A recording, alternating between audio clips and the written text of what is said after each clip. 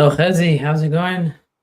Thank God, sir. How are you? How was your Passover? Passover was good.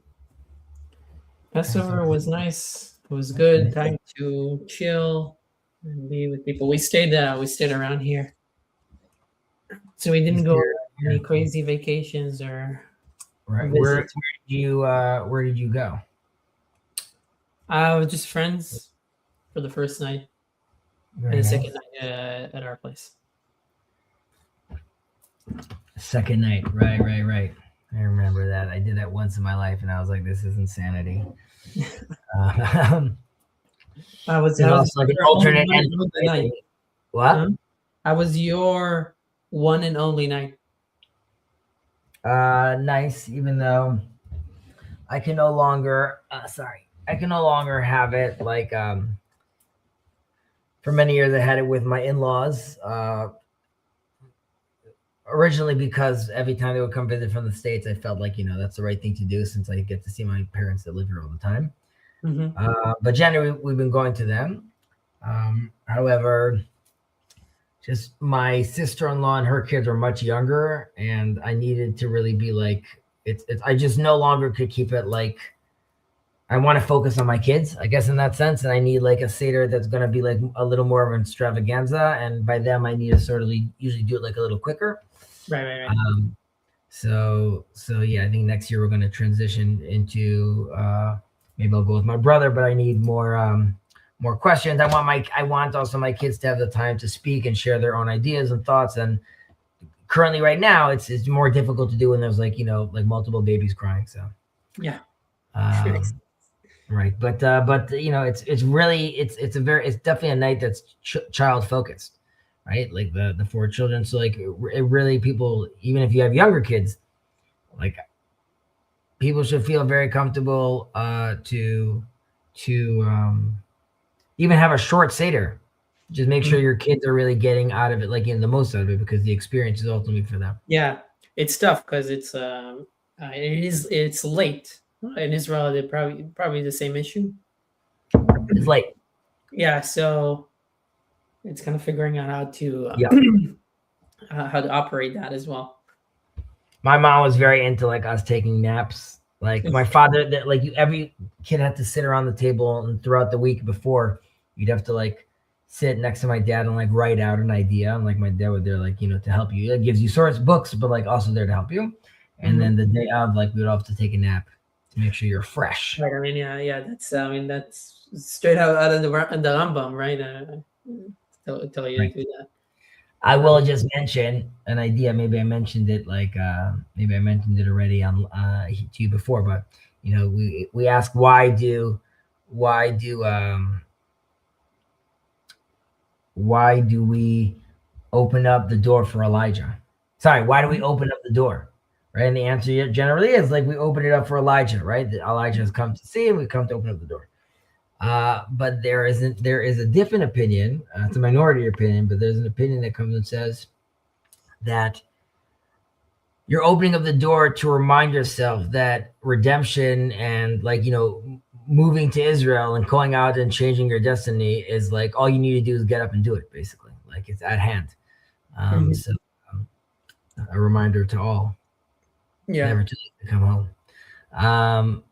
All right. uh I Yeah. see someone's asking over here for a link, but I did share a link. The link is here. Okay, the summary transcript. I think we'll see. I haven't done it yet, but I might start playing with like Notebook LM a little more and seeing how what kind of things it does more. Okay, take it away. Okay. So we are. Well, Uh, this was the ninth blessing, right? Berkat Hashanim, the blessing of the years, and this is just a recap of what we did 2 weeks ago, mhm. and we'll move on with blessing Right. 10, the ingathering of the exiles. Right. So we're reviewing the last one. Baruch Adonai, Hashem Elokeinu et hashana הזאת לטובה. We are not asking for a good year, but for a year whose produce and results are aligned with goodness. right? The fact that the focus is not survival, but how success is used.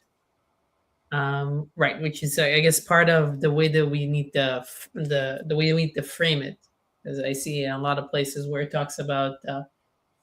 So you're asking God for, like, it feels like in this very spiritual, deep moment. Are you at all you're asking is for material wealth? It's like, is that?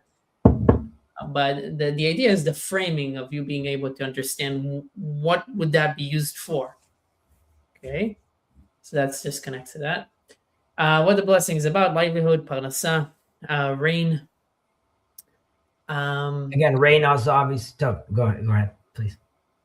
Rain represents a connection between heaven and earth, a divine influence entering physical reality. So I mean, it's true also today, but definitely at that time, also what it symbolized, like its connection to, like, obviously their livelihood was immense. So like on multiple levels, right. it was. I mean, it was part of the experience. It was also used as an analogy by the sages for correct. For a lot of things.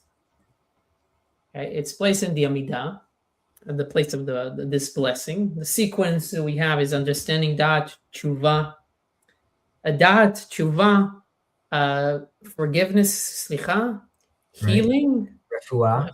and redemption, We have Geulah, and this is livelihood now. livelihood.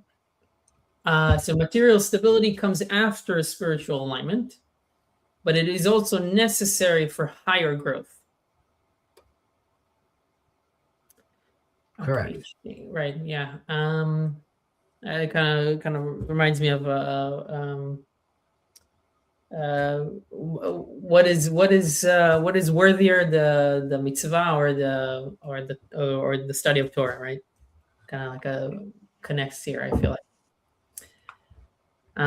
Core theme: abundance, bracha, increase, expansion, And also Shefa. shifa, right? Increase, expansion, protection of what one has.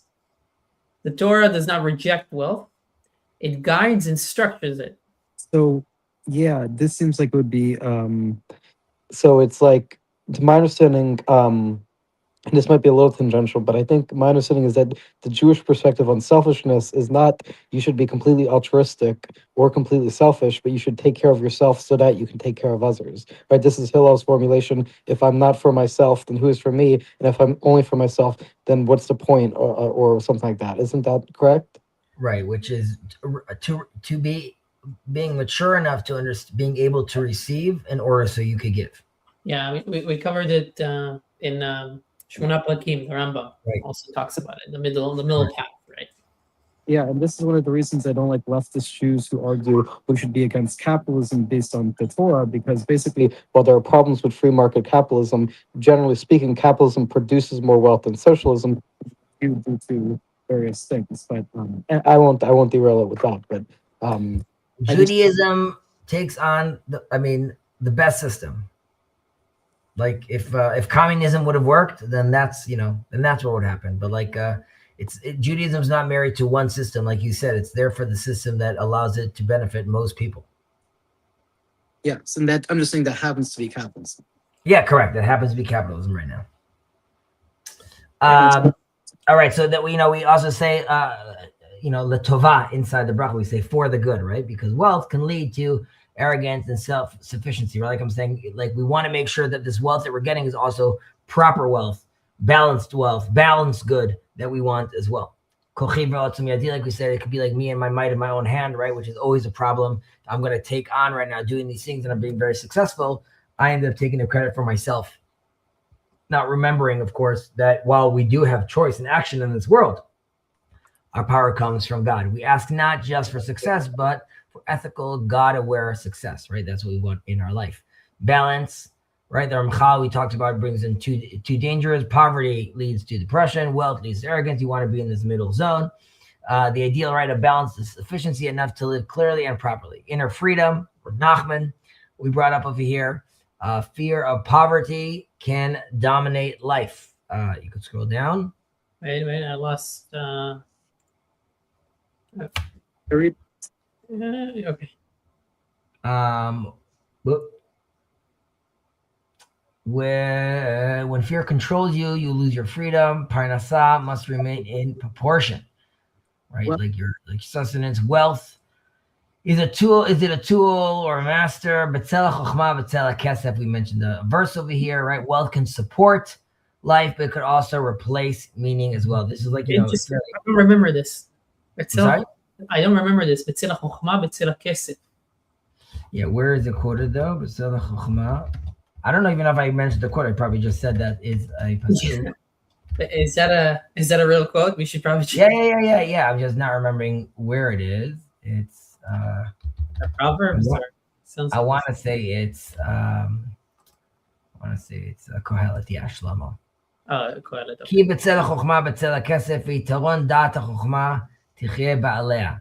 I'm saying, like, you want it, you Yosef, it's good to have you over here, right? It's obviously it really depends how we use these powers, how we use these tools ultimately, right? Is it a tool that's something that ultimately takes over me as well? Right. The issue is not money, but its role in your life, right? True wealth is ashir hasamech bechakor, who is healthy, real wealth, inner satisfaction, not excess, right? Beyond supply, right? Satisfaction, right? Like in benching, when we play, when we bless after we eat, not just having, but feeling full and content, right? Which is obviously everyone's always chasing that high, chasing that new thing. I was just gonna say, What do they say? That happiness, like once you are keeping the tax man at bay, at that point, like more money doesn't actually give you any more happiness. So you want to be able to live this balanced life that you have what you need. Universal vision, right? Rain sustains the entire world. Jewish prayer includes all humanity, right? We have blessings that were more specific to us.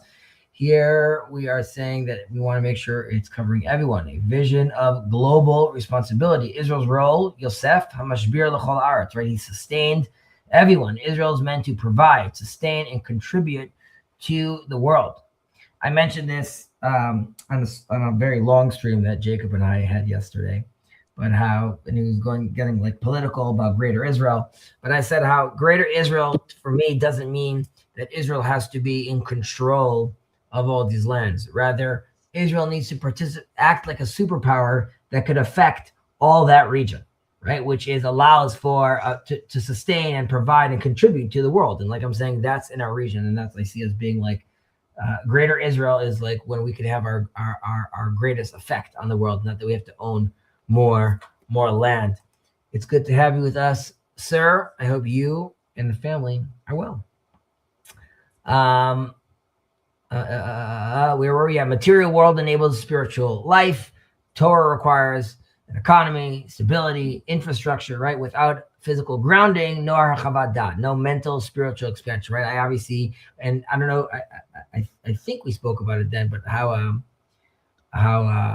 the Romans, they get called out, right? Like, do we have a place in the world to come? Like, we built infrastructure, we built roads, and they get called out for that in the Gemara. Mm-hmm. But obviously, in the end, we do say that they have a place in the world to come, because obviously you need that infrastructure, right? I won't be able to get to the temple if the asphalt on the road is not done well, and if I don't have good Wi-Fi. How will the high priest know it's his turn if he does not get a message on his phone?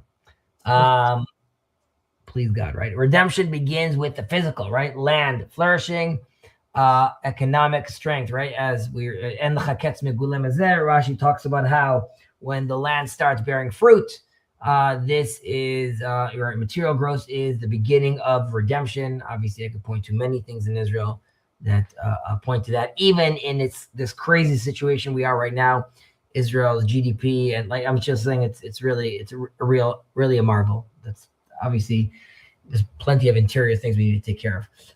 The final takeaway, Birkat Hashanim, right? It's not about the Benjamins. It is about building a stable world, creating a space for Torah, aligning success with goodness, and preparing for redemption. And the orner, right, is Parnasah. Then once I have that income, right, once the taxman is paid, then there's stability. Once there's stability, I could stop worrying about the rat race. I could work on my spiritual growth. Once I work on my spiritual growth, once we all work on our spiritual growth, we could actually bring redemption, right? So when we talk about, and Kirk earlier mentioned that that with capitalism, that classic saying about that it rises all ships, right? Like that is in a sense where it's like spiritual growth as well. If everyone is moving up, both like I'm saying materially, but also spiritually, that's obviously what we want, right? We're moving towards a certain direction. All right, let's kick it with blessing 10. Ben, do you want to open it up for us? Yeah. I'm here. Yeah, what's up, Kirk? Okay, I'm just gonna ask Steven if he's doing well and if he had a few good weeks.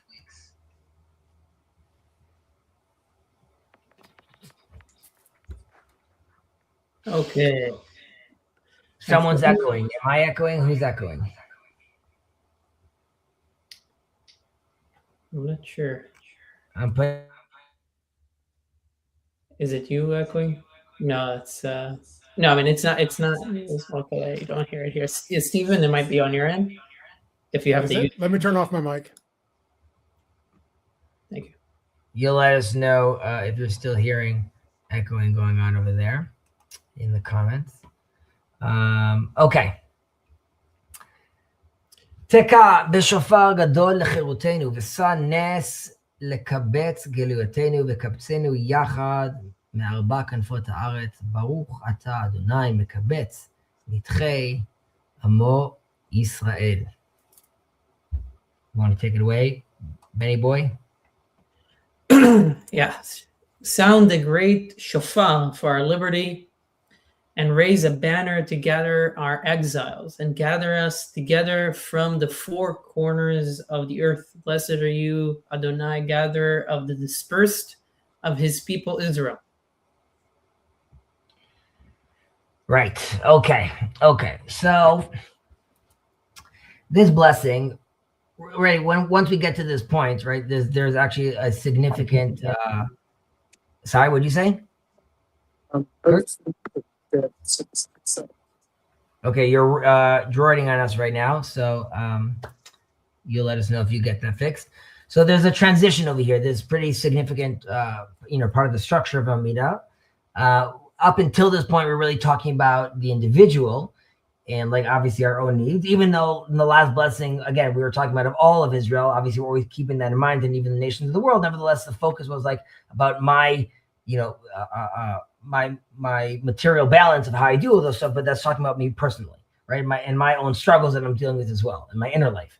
But now there's really there's like the framework is expanding, and we're not talking about as individuals, we're talking about a nation, right? Was like we said, sound a great shofar for our freedom over here. And it's not just like another request, really. This is a request for like a historical transformation, really. We're asking that we're not that just that we're redeemed, but all of Israel is redeemed together. And really, we should then ask at this point, right, which is like, what is redemption? I spoke about this a little also with Jacob on the stream yesterday, but I would say we tend to think that redemption is like, in vague spiritual terms, where like it's like there's like a mystical awakening, or it's a return to God. It's like an inner transformation. But the sources that we have, the Jewish sources, are actually pretty precise. Like the Tanakh and Chazal, when they talk about Geulah, right, redemption, it's a very concrete meaning. It means like a release of like legal subjugation. Right. If you're an individual, that means like I'm freed from like ownership, basically like a slave out of bondage. Right. And if we're talking about a nation, then a nation really means something that's like much more radical. Right. We're talking about like political independence. And this is also why Chazal, right, our sages tell us, right,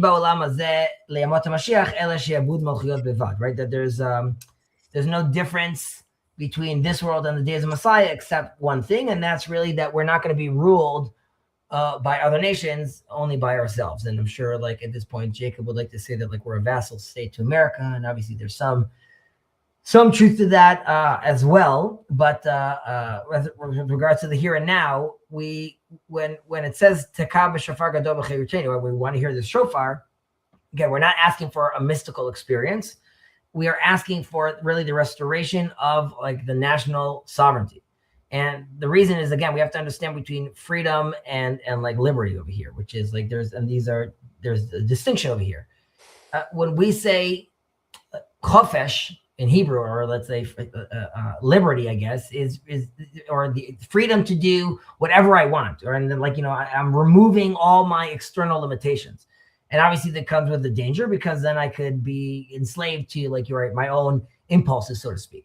But cherut, right, like true freedom is not external freedom, right? It's really there's like an inner alignment, and this is one of Jacob's greatest hits, right? He loves talking about how it really means being faithful to who you really are, right? Chazal learned this from the pasuk charut alaluchot, and they teach us don't say charut as an engraved, rather say cherut, say freedom, right? This is when again, he's talking about this is when they're talking about the Ten Commandments, right? The Ten Commandments, right? Like the Ten Commandments are engraved. Thank you, Ben. Are engraved on the stone, right? Don't like another level of reading is not cherut in the word as an add just one letter yud, and it really reads as freedom.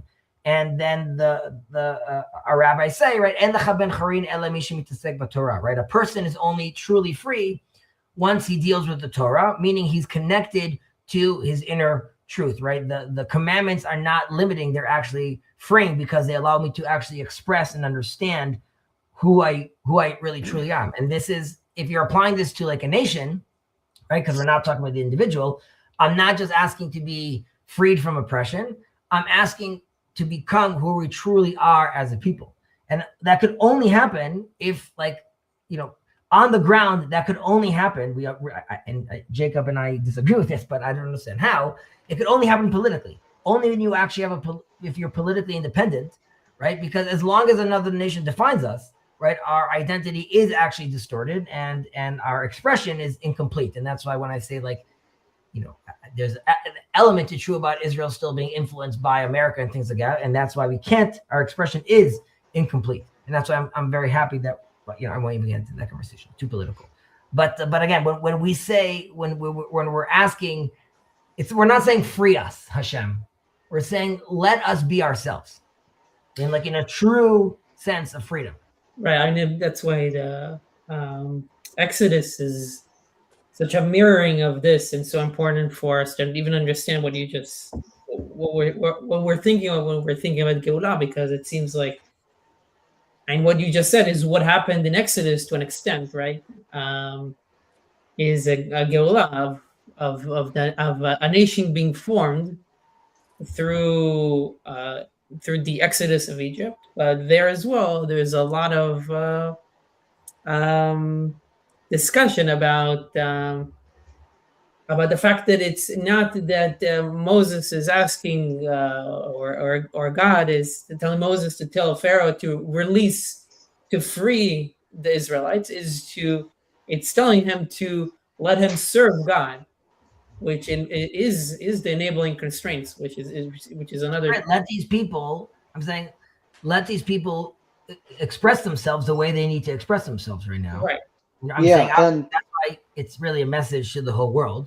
And again, that's why we go back to this often, but putting on your phylacteries in the morning, and it's being between your eyes, or you like to think about it, in other cultures as the third eye. But the idea is to always have on top of our mind the idea of humans being free in that sense and having that freedom that we're talking about right now. And that freedom and that expression and us made in God's image leads to how it should relate to global warming and education and war and all those things. But obviously that is the mindset that you have to have if you are actually to redeem the world. And I was going to say, a high GDP requirement. Yep. Yeah. What's the number of births per person as GDP goes up? In Israel. Does Israel have that stat? Like, as the GDP went up, did the birth rate go down? It sounds like a research question. Well, no, I'm just saying. What are we doing? I think Chezi is literally researching it as you. I'm checking right now. Let's see. Well, I would think birth rate would be a known thing, but maybe not. It is. I think I've seen that it is a known thing where in Israel it goes up, uh, as opposed to the rest, to the majority of the world. And maybe it is. I think the implication, Stephen, right, is that when GDP goes up, probably the birth rate goes down in most cases. Yeah, that wouldn't be in Hishem's interest, right? Yeah. So, Generally, but of course we can't know. But it seems Right. like So the answer is Israel breaks this rule, right? As our GDP rises, our birth rate does not fall. So And yeah, I that's believe, big. right. Yeah. So key factors: cultural, religious norms, strong pro-family values across society, very high fertility in Haredi religious communities. Policy support, child allowance, subsidized child health care, IVF coverage, family. I would say about the IVF, it's 2 successful IVF coverages, as in you could go through multiple of them, which cost tens of thousands of dollars. And if they're all fails, like they'll keep on doing it until you have 2 successful IVFs coverage, which is insane. Family-friendly labor policies, national historical factors, post-Holocaust demographic consciousness, ongoing identity and security considerations, social structure, early marriage age relative to Europe, strong extended family support system, and it goes on and on. High GDP, high birth rate.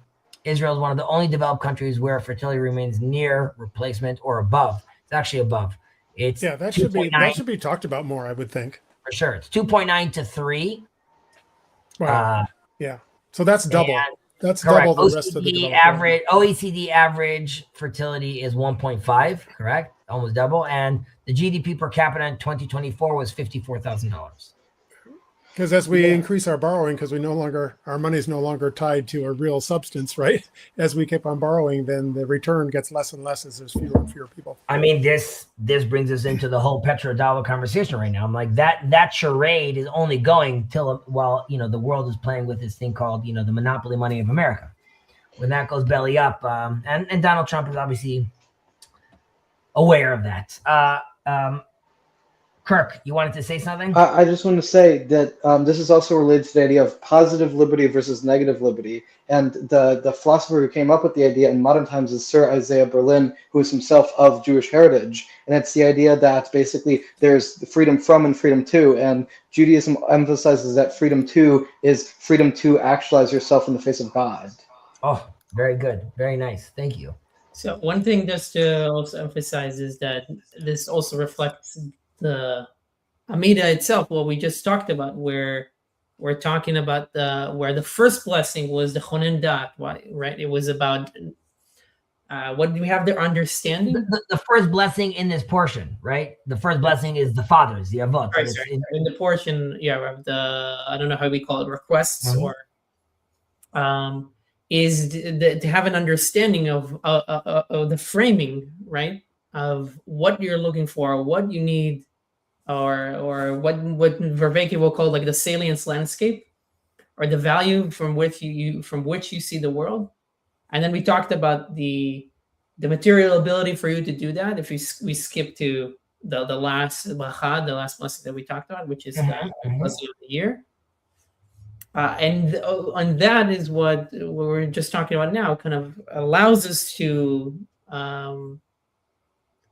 move up and to upgrade our spiritual growth and redemption, ours and the people around us. I agree.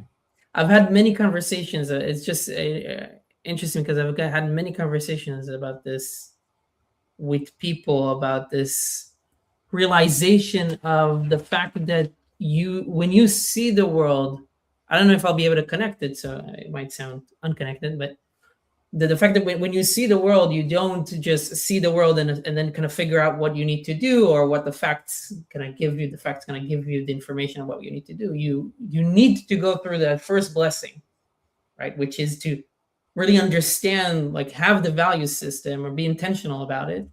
You need to go through that process, which here is exemplified by a request. But just in general, it's just something that you need to be aware of, and only then can you even perceive the world and what you need. Ultimately what you're saying is that you got to, in this simulation, what is the operating system you're deploying? Right? Like, what are you? How are you participating in this world? And without without first aligning yourself and knowing, like, to be able to discern, to be able to understand, right? There's no point of sort of moving on to the next step. Right. The problem is that I think the people that don't have that terminology, if it is correct, to just be in a humble position, if the theory that we are working from is correct, and then I think what people are potentially missing, is that they don't understand that you are operating on an OS that you are taking on, as opposed to operating on completely like that you are the OS. Like that your ego is the OS, and that you make the decision based on what you see, and you can kind of collect things and put them together. But there's no awareness, and because there's no awareness, there's no shoftim and shotrim, right? You don't understand that whatever you're consuming or wherever you're taking it from, it influences. You don't have proper filters either. Yeah, so it's kind of a hodgepodge. I know. I think, like I said, I think that's the difference also, like with those different freedoms of just assuming everything's open, to freedom being able to better understand yourself, right? Looking into the Torah and understanding that that's how I could understand myself. And only once I understand myself properly do I know what to ask for, how to ask for those things. Mm-hmm. So who is blowing this shofar? Who is blowing this shofar? The verse is being derived from a verse in Isaiah, "Haya bayom hahu vayitka b'shofar gadol." I don't remember exactly what I think it's in. I can't remember what chapter it's in, but 1 second. Let's just be fair. What chapter is it in? Kav Zayin 27:13. והיה ביום ההוא ייתקע בשופר גדול, ובאו עובדים בארץ אשור והנידכם בארץ מצרים והשתחוו להשם בהר הקודש. Very famous song as well. But anyway, so there it says yitaka, right? It will be sounded, right? So who is blowing this shofar? Is God blowing this shofar? Are we blowing the shofar? Who is this person that Isaiah is talking about, that the verse is alluding to? Who is blowing this shofar? Rabbi Tzadok Milublin, a very, very, very interesting rabbi and chassid, he gives a very profound answer that in the future, it will become clear ultimately that God and Israel are one unified reality. This is an idea that's also seen inside the Zohar. This is obviously a very dangerous idea, right? What does that mean? That like we are one? You could also understand where, I would say even some of this also has to do with the mysterious of Christianity as well. These ideas of, how to perceive Jesus as Israel, or what does that mean that it's all one? But there is a sense of here that God, Israel, and the Torah even are one unified reality, meaning that whatever Israel is doing and its intentions are God's, and whatever God is doing are Israel's intentions.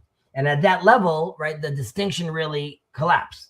So the pasuk doesn't really specify who's blowing the shofar, because at that stage, the question itself sort of disappears. There's a unity that like, there's a call out and there's a shout out to each other. There's like this beautiful dance. Now, as far as our reality right now, we're not in that place, obviously. It's not clear that our prayer here, that we use the word Kav Shofar Gadol, as in God is the one acting over here. He is the one blowing, right? Yeah. So again, the source is alluding to this higher point when there's this beautiful integration. Currently, we realize we're not in that place, so we're asking God to call out. But this obviously could create a misunderstanding as well, which could be quite dangerous, right? Which is like a passive redemption, right? Some people will understand this now to mean, I talk about our good friend Jacob, Yacobi Mugatu, that we're not supposed to act, right? That the redemption must come from only God and only passively, right? He is the one blowing the shofar, and we are just waiting to one day hear it. And therefore, Bar Kochba was wrong, and Rabbi Akiva was wrong, and the Zionist movement is also wrong, because God, right, will do what he wants, when he wants, But I would say that the text strongly really rejects this idea. And when we Wait, say so just a second. please. Because you were talking about, there's two ideas here. The first one is, I gotta say, I don't know if I need to think about it. It kind of feels a little, I don't know if I feel comfortable with that idea. I don't know what that Talk means. to me. No, it's just the implications of it, and I don't know, it just doesn't, I don't know, something I need to think about it, but I just wanted to point that out. Well, it says, tell me what you want to like double click on over there. Well, I don't necessarily want to double click on that, honestly, because double clicking on it, it just fleshes it out more. And I don't think it might be too dangerous to even go into. So I actually prefer not to dive into it without thinking about it further. But then but then there's another idea that you're saying about the passive redemption. I think that's a separate idea. The passive redemption, I'm saying the if we look at the verse, right, it's Kaba Shafar Gadol, and not the verse. I'm saying if we're looking at the actual text in the prayer itself, right, it's not we're not being passive. It's a request for alignment, right? We're actually asking Hashem that what the prophet is describing, that a shofar will be sounded, right? So that should happen through, we want that unity of God and Israel.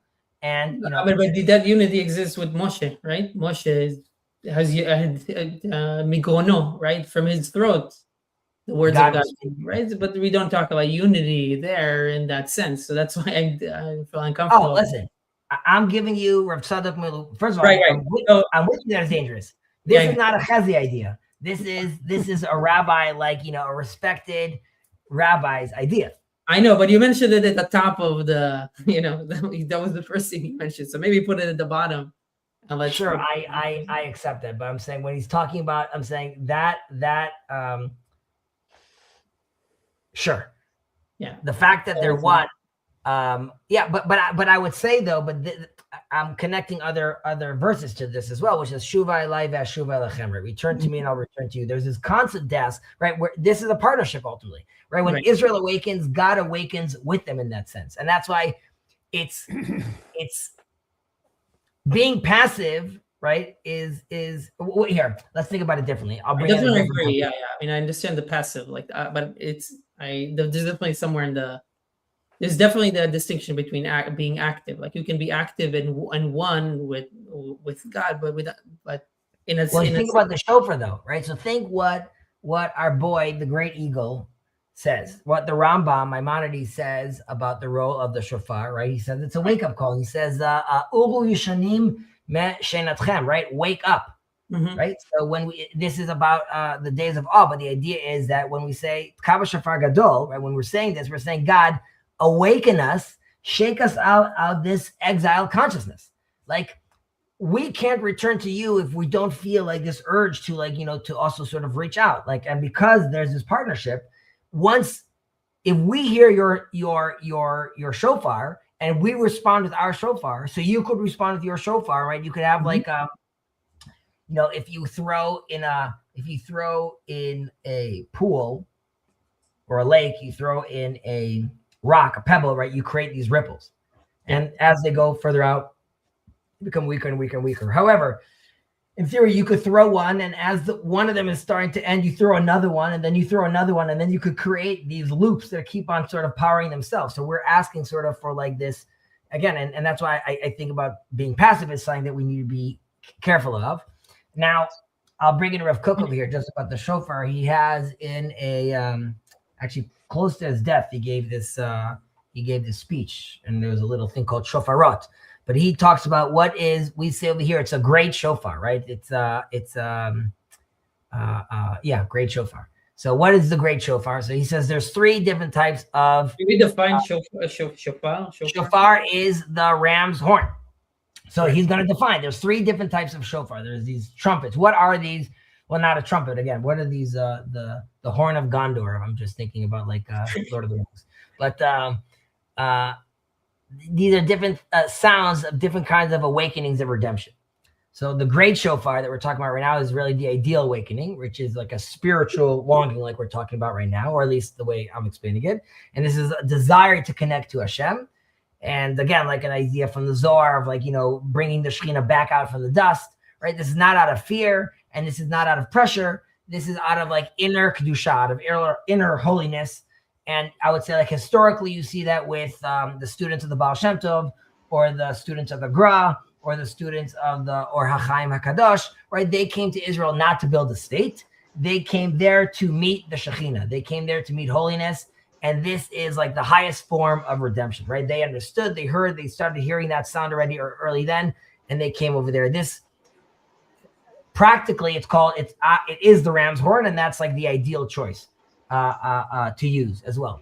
Now, take it away, Kirk. I was just curious. So, is this also related to the idea that within the Jewish neshama or the Jewish soul, that there's an inclination to the Shekhinah, there's an inclination to holiness? In the soul, there's, of course. I mean, we want to connect. I mean, your soul, your neshama, is part of chelek Eloka Mimal. It's part of God's spark. But I thought that was for. Is that true for Noahide souls as well? Depends who you're going for. As far as I'm concerned, yes. As far as, let's say, Maimonides is concerned, it would be yes. Like the Tanya goes into like a more dangerous discussion. You could see things like that also in Rav Nachman as well. But ultimately, if you search enough, you'll see the answer is yes. Yes, of course. Okay. The Noahide souls are fantastical as well. And also, if you're made in God's image, you also have your spark that you're connecting to, and your wavelength that you're connecting to as well, which is its own unique expression of God's holiness. It's hard to imagine the degree to which Israel would have to be attractive to have all of the exiles want to willingly return and do that on their own impetus. Like what would Israel need to look like for Jacob to say, "Oh, I'm pulling up stakes"? And it seems to me like this passage is requiring simply that the state is so good that no one will be able to resist the return. I have to say, before Chesdi goes into it, because obviously he's more biased. I don't think we're that far. I mean, Israel already has more people, more Jews than anywhere else, I think. Almost. Almost in the U.S. But this is not a majority thing. This is an everybody thing. No, it's true. But I think, at least from the way I hear about it, you do. It's not that far, I would think. Even though there is definitely a significant gap, but it's less necessarily. Again, before Chezi goes into it, you have a much more detailed answer. I think one thing to consider is that it's not only the attractiveness of Israel, but the unattractiveness of everywhere else. like today, some people make jokes, right, about like some places could be less attractive. In Israel, you might feel safer, even though there's rockets all the time. But that doesn't seem how the passage reads. The passage reads. Well, maybe not the passage. I'm giving you my. Okay. I'm sorry. Yeah. No. So first of all, you A, good question. B, Ben, good answer, and you also hit another point. If you don't mind, I want to just flesh out the shofar idea, the three shofars. And then I didn't mean to interrupt. Not at all. It's only elevating the conversation. Truly. So we said there's the first shofar, right, which is the spiritual shofar. Why I'm coming? I'm hearing that sound. I want to be part of it. I want to be in Israel. There's there's like this medium shofar, right, which is the national awakening, right? This is not spiritual in the same way. This is like a healthy nationalism. This is a desire to live like a normal life and not be persecuted. And this is what I would say is secular Zionism, right, which is still valid and it's still important, but it's not this highest level, right? And I would say a medium shofar is also made out of other kosher animals. It's just not the ram. Now there's also the small shofar, which is a forced redemption, right? Which is the lowest level. And this is what you were alluding to, Ben. There's suffering, there's persecution, there's exile pressure, and we don't want that, obviously. And I would say history also shows that if we ignore the higher calls, right, like the Baal Shem Tov and the students of the Baal Shem Tov and these other, like they didn't need that. They decided to come because they felt the calling. And there's the nationality move, but if we ignore the higher calls, we'll be forced by lower ones, as we see by the Holocaust, as we see by other things that reality pushes you in that way. Now, I'm still gonna get to your question, though, but I wanna attack it from a different. I want to answer it from a different perspective. So 1 second, I'll try to. Okay, yeah. I would first say, like, again, the blessing becomes actually a little even like more precise over here. Like, what are we actually asking for? We're not just asking again for redemption. We're asking for that redemption should come from like the highest motivation. And this is also what you're talking about, sort of, Stephen. Like, I don't want it from fear, and I don't want it from nationalism alone. I want it from this deep spiritual awakening. But how does that happen? So it says over here, Ve'sa-nes, right? And raise a banner to gather our exiles, right? So when we say to raise a banner, a nes, right? This banner, like a flag. So, a flag, what does it do? It creates an identity. It creates a direction. It creates like unity. And that's what we're asking for, that God creates a center that draws us together, or more deeply, that we no longer need to draw our identity from outside cultures, right? But from ourselves. And this is what I call like the Israel is now a part of this. We are the nation of Israel rediscovering itself in its land, right? And you're coming from Moroccan and French and Syrian and Iranian, and like seeing Jacob and his Iranian conversation right now, and then seeing Ben, and then seeing me, as you're seeing also the world cultures in a certain sense also discuss between themselves through our prism though. But if we truly want to be ourselves, then we want to be doing that here. We want to be from ourselves.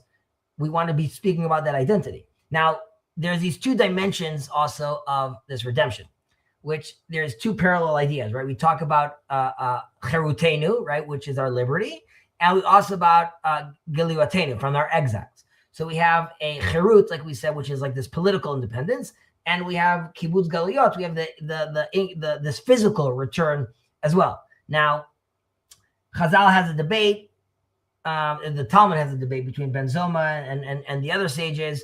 Like, why are we coming back to the land? Is it because of the political element, or is it because of like the coming back to the land, like, which is primary, but both ultimately are necessary. And this is, as you see over here, it also says v'kamtsenu yachad, right? Gather us together from the four corners of the world. So there's also like you have to put on your sociology hat here for a second. When it says together, it's not. We have to realize that the first group that comes is going to shape the society ultimately, and later groups that come in are going to clash with that, right? Since Israel is scattered in many different places, and this ultimately creates like ethnic tensions, which we've obviously felt in Israel, right? So you have these cultural tensions as well. So we're asking that this happens as much as possible together in a condensed time, so this preserves unity. We want the experience also to happen together, that like you suddenly have this melting pot of all these people thrown together. I would even say, unfortunately, like you did have like a very European Ashkenazi start to the country, and there were still clashes with that.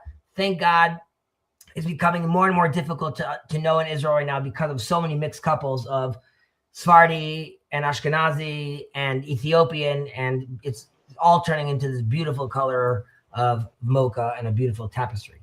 But and I still didn't forget. Yeah, well, I would think that that's the banner idea, right? The banner idea is that you've given up your cultural banner to this sort of meta banner, right? Yeah, this correct. is something that's above and beyond. But it's also the four corners of the earth, and I think you should like of the earth, right? This is a physical return. This isn't entirely a spiritual return. The spiritual return requires a physical return. I mean, that's correct. I mean, I'm not saying this is a very known thing, right? But it shouldn't be. Yeah, I think the of the earth should be said loud as well.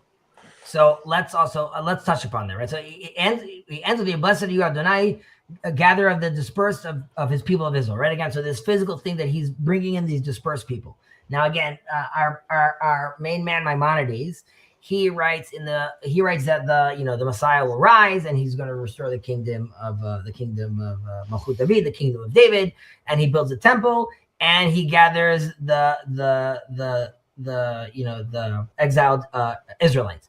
Now, people have asked that it's a very curious or puzzling order, right? Like, since building a kingdom, like you said, and the temple requires first the gathering of the people, but Maimonides is really trying to distinguish between exiles and those who are truly sort of dispersed, right? And first the Messiah rules over the gathered exiles, and afterward God gathers the truly distant from the corner of the world, right? So there's these two stages. There's the galuyot, right? The exiles. Exiles are people that are in exile, but we use the term exile because they know they're in exile, right? So they have this awareness of who they are and their identity in a certain sense.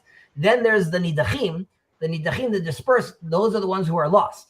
And so again, the process is to first gather the connected, then recover those who are lost. And here this gets into a conversation of Judah and Ephraim, right? There's deep historical divide, right? Historically, Israel, the kingdoms are split into two kingdoms, the northern tribes, Ephraim, and the southern tribes are Judah.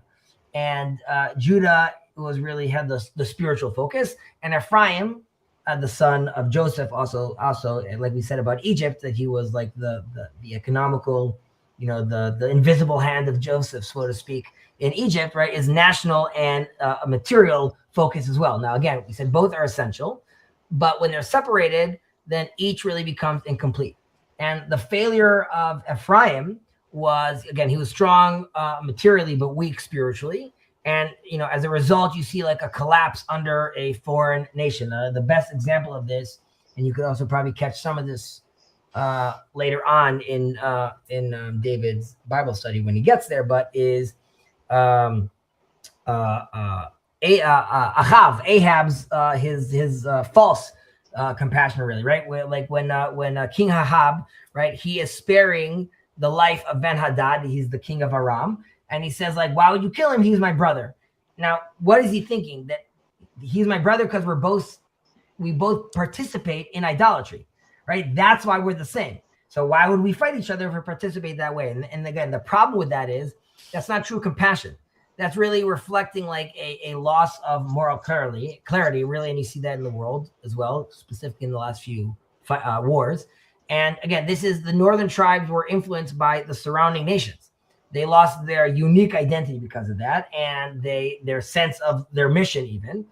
And now Judah, its strength is obviously spiritually strong, and he survives the exile, and that's how we're called Jews today. And we're not called Israelites anymore. But he lacks the national vitality of actually how to do that. So in modern reality, though, Rav Kook talks about this, it's just an idea to explore that, like, in Israel today, again, that split's happened. You have the religious in Israel, which are Judah, and you have the secular in Israel, which are Ephraim. But what we're lacking is this true synthesis, and this goes back to what your question is, like, when are people going to come? So what's the final vision? The final vision is unity, right? The goal is not ultimately to, for religion alone or nation alone. It's a unified people. And I would say a good example of this, and this is what I'm thinking about for you, Stephen, right now, is the Bnei Menashe, the sons of Menashe, a lost tribe that came back, right, from India, was recognized by Israel as Jewish according to the law of return, but required to do a conversion according to Jewish halakha, right? So this is a very interesting distinction that's really, if you notice, it reflects up here the difference between Israel and Judah, right? There's a national belonging, and that's why you could come back to the land, versus the halachic identity, which is the Jewish identity. So ultimately, they will unite. And this is obviously what Ezekiel's prophecy is, that they're going to take a stick from Joseph and a stick from Judah, and I'm going to put them together. So there's different levels of interpreting that verse, but the way I see it, and I'm very happy to interpret it on multiple levels. But right. I think that there's a great sign of hope that you're missing completely, though, and that's that there are some out here in Edom or in Seir who are hearing the shofar, right? I mean, there's this Noahide thing that's happening, and I'm part of that, is that I'm in some way being gathered, and I absolutely feel that. So I don't think that your focus on just the tribes of Israel, I think, is, and then you mentioned India, which brings me, that's kind of where I was going to go. It's going to say that, out here in Edom as well, at the very far end of where it's possible, the shofar is being heard, right? So that's another thing that's not talked about. I think you could expand that, and because I don't know what proportion of the Noahides would agree with what I just said, but I can't believe that it's not a few. And we want to, we very much want to be included in this discussion. So first of all, thank you for expressing that. It's super important that you do that. And I'm sorry if you didn't feel as seen when I was expressing that. But let me clarify. Oh, no. That has nothing to do with what you just said. That's a 6-month generalized feeling.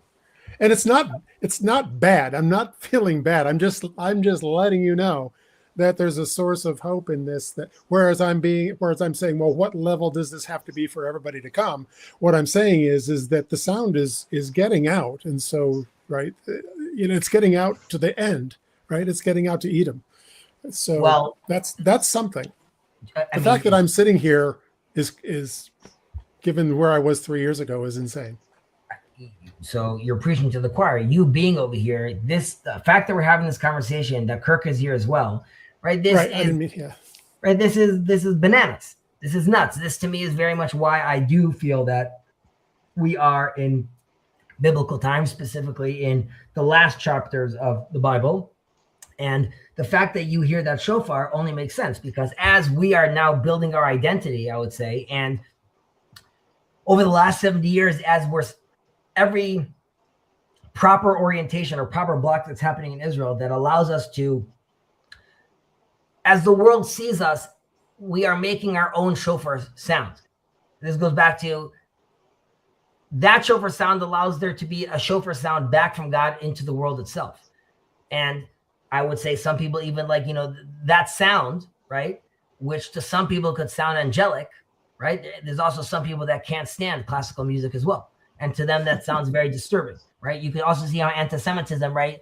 Philo-Semitism, there's frequencies over here that some are hearing as beautiful and some are hearing as very, very problematic. And I mentioned this in a different conversation about the name of Messiah, which is the Talmud says, the Messiah comes when you're not ready for it, right? For some people, it's like a gift. Some people, it's like a scorpion bite. And so you hearing this sound, of course, should be a signal that, yes, there is something happening. Yes, there is a calibration that is required by you. And it means looking around and seeing. Now, I think that the Israel's tuning fork, so to speak, there's still a lot of vibration over there. And, that's what we're figuring out right now. And that's a whole political discussion. But like I was saying in this prayer over here, there's clearly a very strong national element to that. And listen, it's very difficult for me with Jacob. And that's why I really try to frame it as Zionism is just the medium shofar, right? It's not the end all be all. We obviously want the great shofar to be heard, but that's one of those ripples I was talking about in the pool. My call to Jacob is come and create more ripples, allow it to amplify the shofar voice, allow it to be let's create that ram horn shofar that we could really rate that sound. And there's different analogies that could use, right? Like removing Bibi Netanyahu as a Saul figure and bringing in a David figure, right? We want to have someone that we're looking for something else. There's a lot of challenges over there, but all those challenges, why the Noahide movement itself has been, I think, over the last X years has been growing is because, again, once we know ourselves properly, we could start giving our universal message, right? We could start wearing our universal name, which is Jeshurun. And once we're doing that, then it's open season. Then it's the house of prayer for all nations. Then the expectation, Stefan, is that you and I are drinking wine here in Israel together. And we're walking together to the temple. And then we realize 1 second, Kirk was drinking too much. He's passed out. We got to go back and get Kirk and bring him with us. He's also going to be there. And Paul Vanderklay and the whole gang. And I would say, again, in my vision, there's an identity of a Christian in some sense that is still preserved. And there's an identity of a Muslim that's still preserved. And there's an identity of a Buddhist that's still preserved. While, again, we're talking about an iOS right now.